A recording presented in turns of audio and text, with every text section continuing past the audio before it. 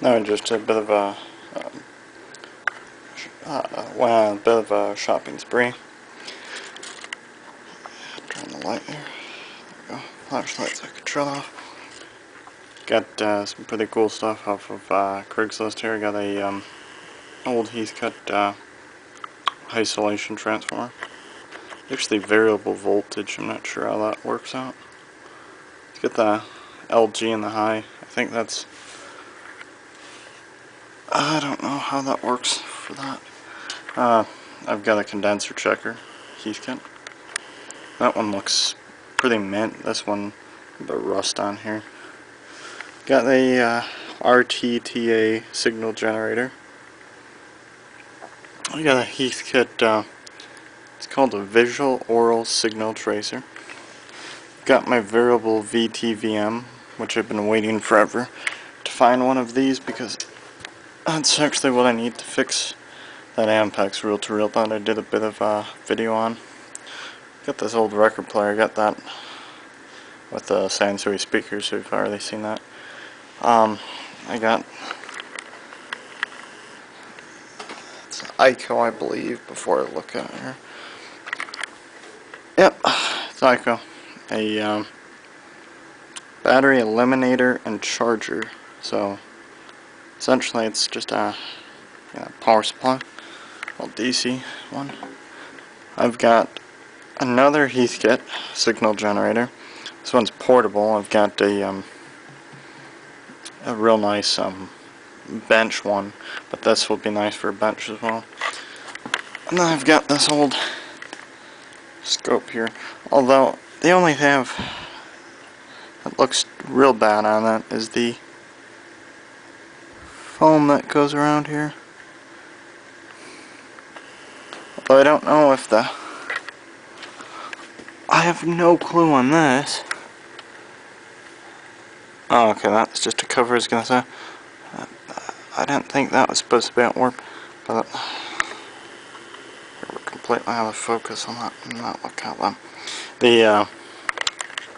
I was worried that this had been warped or something, but that's a graph they just put over the screen. But this material here I want to replace. As you can see, the front's pretty dirty on that. Although I've got a precision scope, so I'm not too worried about that. I think this one's too, but I don't believe any of this is solid state. As you can see, the cords are a little old on them. I'll probably replace the link to do a standard, polarized cord on all my test equipment, so nothing gets mismatched.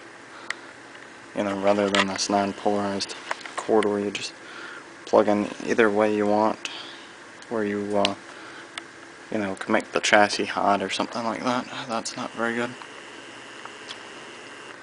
And then I've got this Heathkit, which is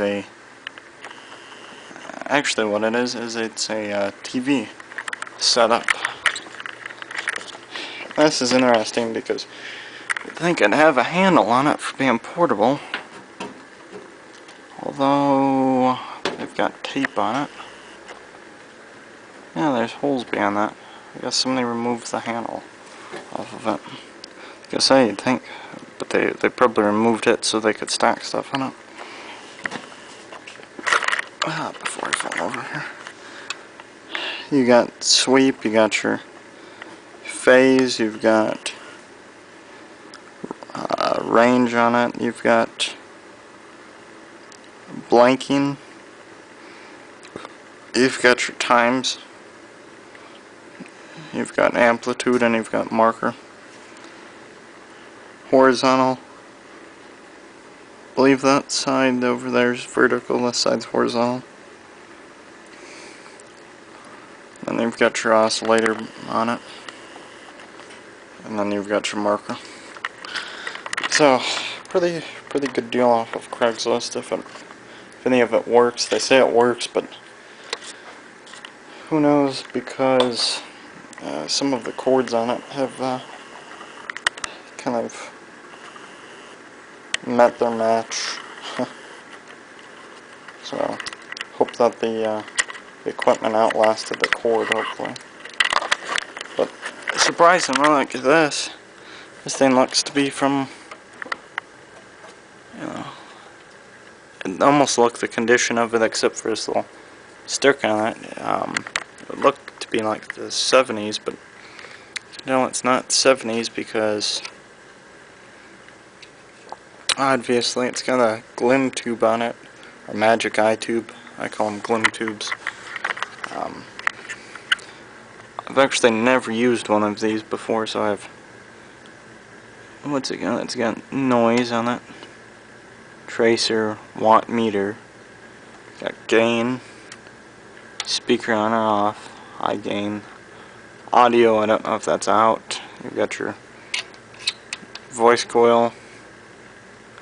Don't know if that's just non-polarized. Output transformer.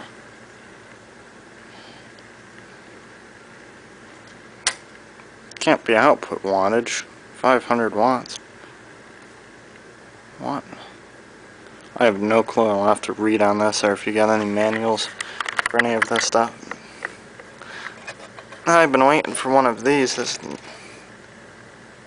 nice Heath kit, which it was made in Benton Harbor, just like the Voice of Music reel-to-reel company that I've got reel-to-reels from.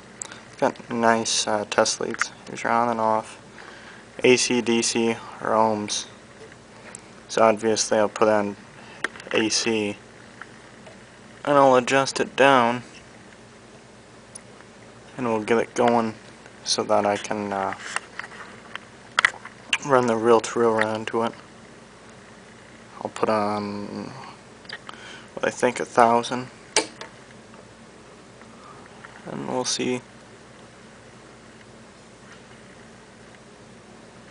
So you've got, I don't think you can really see it, but you've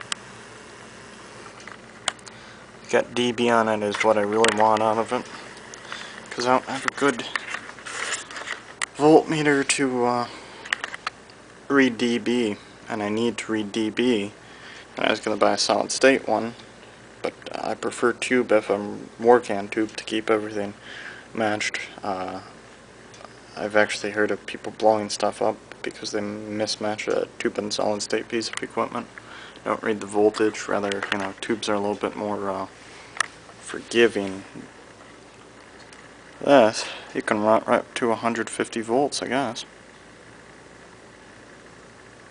Unless it's made to plug a variac into it, or actually you plug this into variac, I think.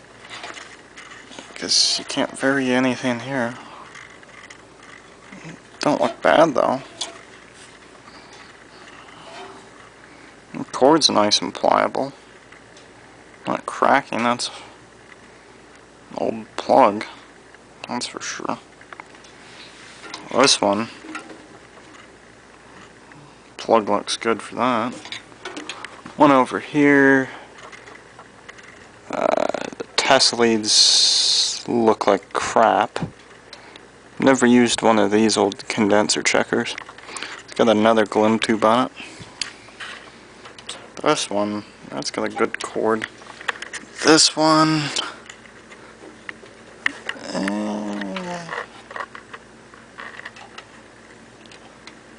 good cord, bad plug. Surprisingly, I've had another plug, same plug, do this on a antique record player.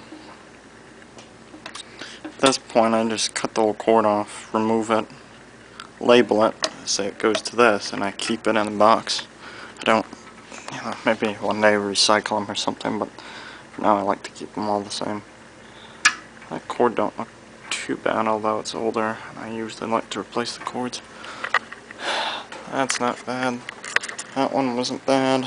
It's this one really has a bad cord. So I got a bit of a fun project to get started on tonight. Got about a 50-foot spool extension cord, and typically for these I'll normally used to cut them to length, but I think for all my test equipment I'll just go with 5-foot length. So I've got 10 cords off it. I've got 1, 2, 3, 4, 5, 6, 7, 8, 9 pieces of equipment. So I think I got a few feet miss off that spool of wire, so I think hopefully I got a good batch of stuff here.